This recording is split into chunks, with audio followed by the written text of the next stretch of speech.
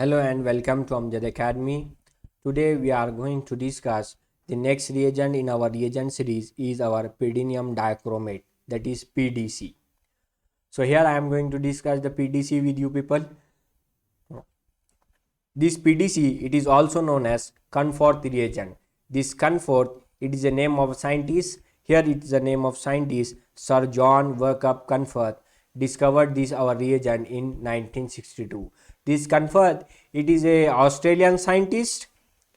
He is an Australian scientist. This our PDC, it is also known as pyridinium salt of dichromate. And what is special property it has?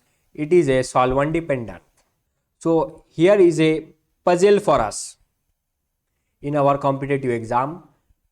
It will give us different solvent and we have to know its solvent properties. So it is solvent dependent reagent. Now as you can see, the secondary alcohol, it has none to relation with our solvents. Okay, so nothing to do with the solvent. If you use DMF and dimethyl formamide, no problem, it will convert into ketone. And if you use dichloromethane, then also it has no problem, it will convert into a ketone. But the remaining property what it has, it will convert our allylic primary alcohol to aldehyde. But if situation demands, sometimes you will get an aldehyde primary alcohol to aldehyde as an aldehyde, or if your primary alcohol is saturated, you will get sometimes an aldehyde. If situation is different, so sometimes you can also get carboxylic acid. So this is the main condition.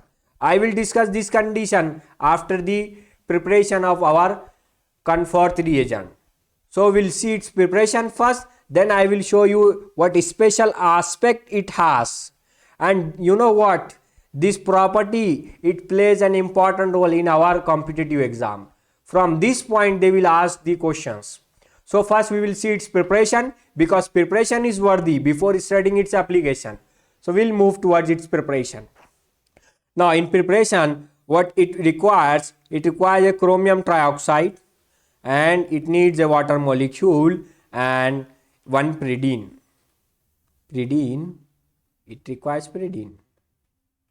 Okay, and what it will give us? It will give us PDC, pyridinium pyridinium dichromate. Okay, so here is the mechanism. I will discuss the mechanism here. As you can see, here I have chromium trioxide. Now here I am writing our water molecule. So this oxygen will attack on the chromium. This chromium, it has +6 oxidation state. Now when it will attack on it, it will exceed its valency. So this chromium oxygen double bond will convert into a single bond, and here we will get the structure chromium double bond, this single bond O negative, and here is our O, here hydrogen, and here it has a hydrogen. As you can see, it is a trivalent, so it is unstable. To make it stable, this O negative will abstract this hydrogen, and this oxygen hydrogen bond electron will shift towards oxygen to make oxygen as stable. So here I will write the next step. This chromium double bond oxygen, and here I will get OH, and this OH is remain as it is. Okay, so this particular structure is called as chromic acid. Okay, now in the next step I will use this 2 chromic acid. Let me write it here, O, here OH, and here O, and I will write it in the different fashion OH.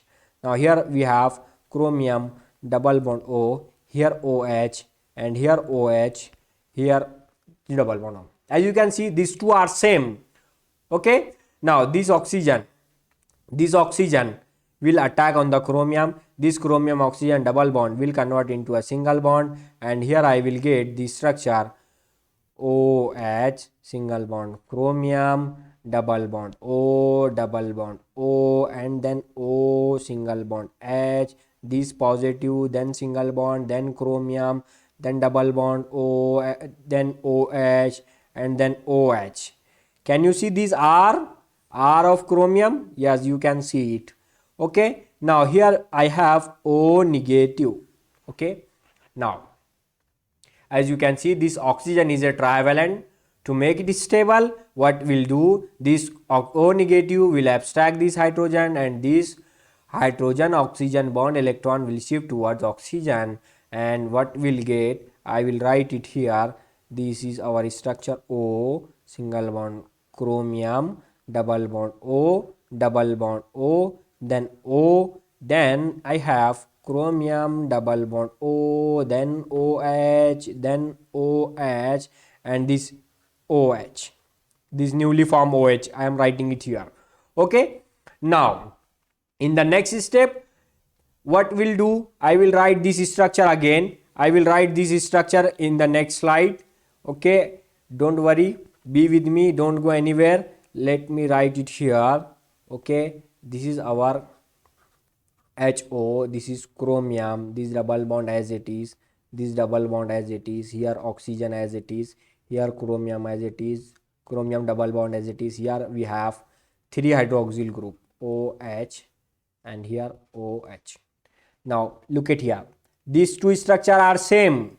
Okay, now what can we do for the next step? For the next step, we can remove a water molecule from this structure.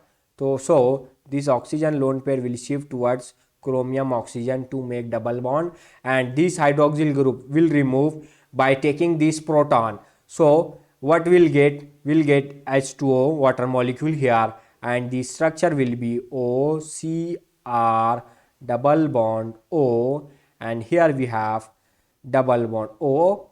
Now O, then chromium, then double bond, and here we have double bond, newly formed double bond, and here OH as it is. Okay, now as you can see, now what I will do in the next step, I will write this structure again.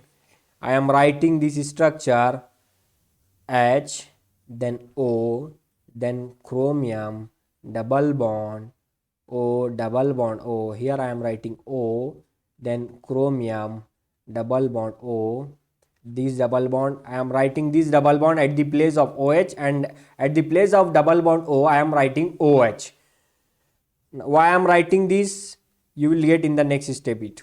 Okay, now what we have our pyridine in this structure, in the reaction mixture. Now we'll add pyridine after preparing this. Okay, dichromate, this is our pyridine. Okay, now as pyridine is a base, what it will do, it will abstract this hydrogen, and this oxygen hydrogen bond electron will shift towards oxygen. Here same reaction will takes place. Here we have our pyridine, I am writing this pyridine.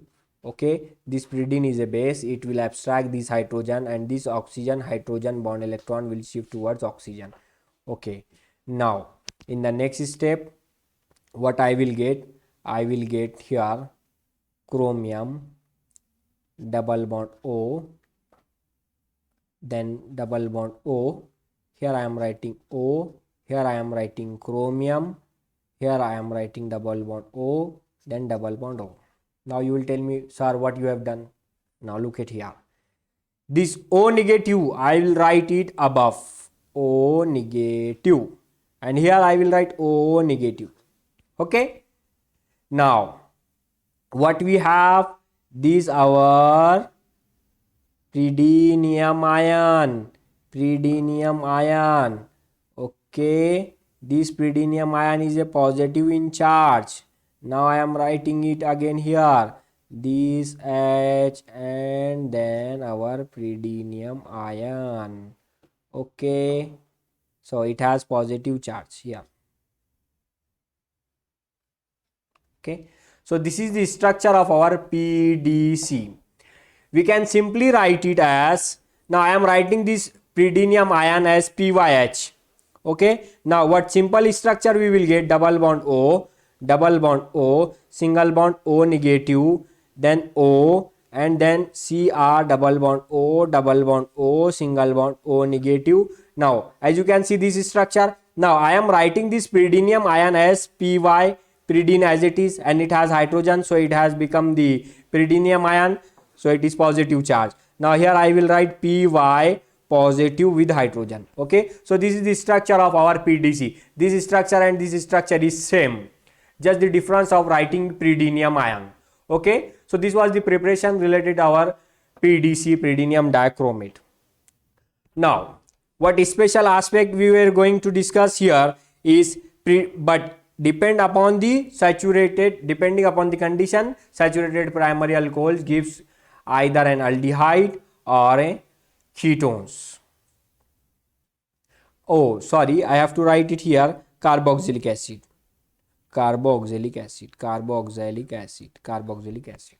Now what special aspect is there? Look at here, one property I have to show you is this pyridinium, PDC, pyridinium dichromate. This pyridinium dichromate is a sparingly soluble,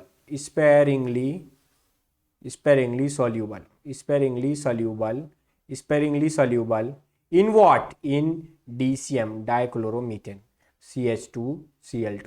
Okay, so when you will use dichloromethane, CH2Cl2, so it is sparingly soluble, so it will not be that much efficient, it will not have that much effect on our reagent, so it can convert it in a carboxylic acid. It will have less hold over our substrate.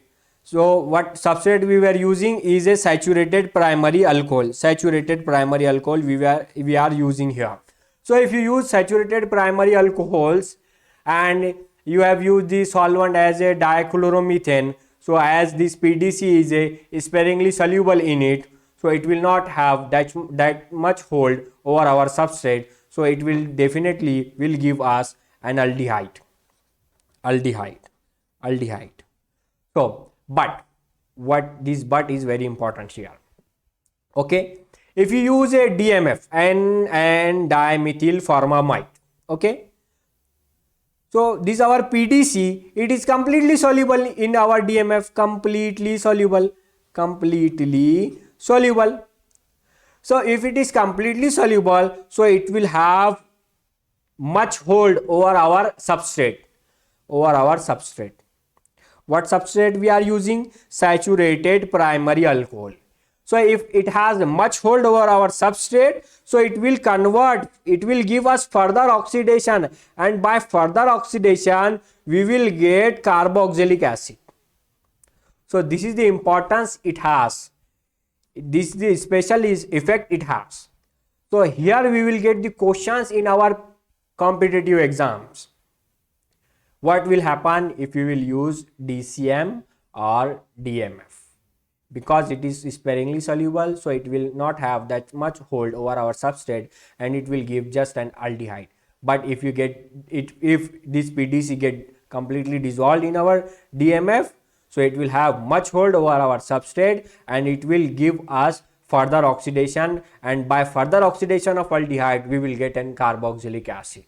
So this was the special aspects of our PDC. In the next class I will discuss the mechanism related with our primary alcohol and secondary alcohol. Thank you for coming on Amjad Academy. Till then, keep watching my channel. Do subscribe and don't forget to hit the bell icon to get new notifications of my videos. Thank you for coming on Amjad Academy. Keep watching, keep supporting.